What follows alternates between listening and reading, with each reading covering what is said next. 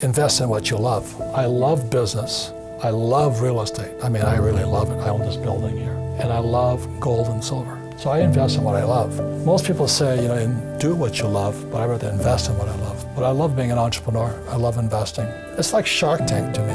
I'm always looking at new businesses, new deals. It's just a game like this. When you look at the financial statement, that's like a scorecard. It's like a golf scorecard is your financial statement. But as you know, our schools teach us nothing about financial statements. Only lazy people use their own money. And that's because I have spent much of my life raising capital.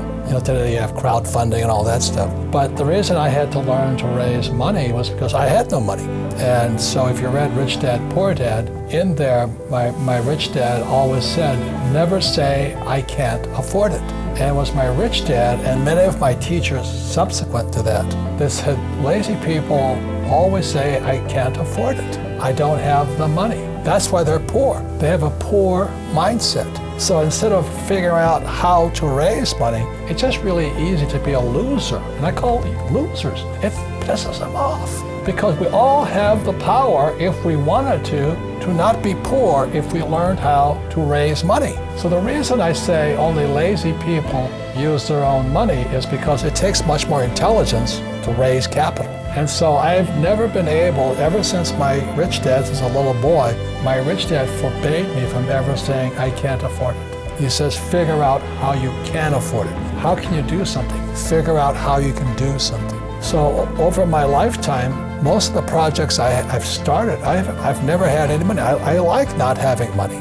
because it forces me to think. I get creative. I have to educate myself. I have to talk to rich guys. Hey, how'd you do this? How'd you do that? How'd you do that? And what has happened to me, and I just turned 72, I've never needed money because if I need money, I figure out how to raise it. So today you guys have crowdfunding and all that. I mean, I don't know what that stuff is, but it's easy to say I can't afford it. All the poor people say I can't afford it. All the poor people say, well, let's tax the rich. All the poor people are saying, well, give me a free education, free food, free schooling, free manicures, free pedicures. There's laziness. Why did I say only lazy people use their own money?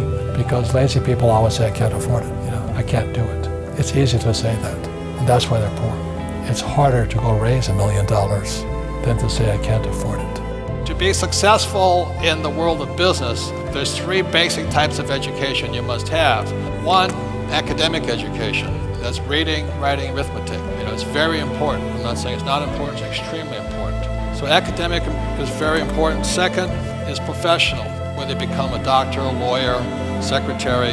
In my case, I had 2 professions. My first profession was a sailor. I was a 3rd mate on board oil tankers, and it was a good profession. And the 2nd profession was as a pilot, and most of my friends went on to become airline pilots. I just didn't want to fly anymore. And the 3rd is financial education. As a young boy, I realized that I could beat my friends over here if I understood this. In other words, I can make a lot more money here than these guys here.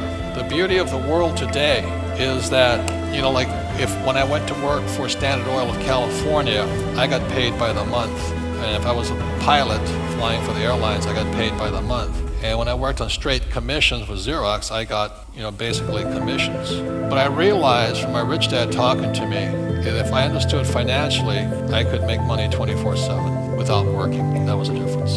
So what you'll be learning about is how we make money 24/7 without working. To me, that makes a lot more sense than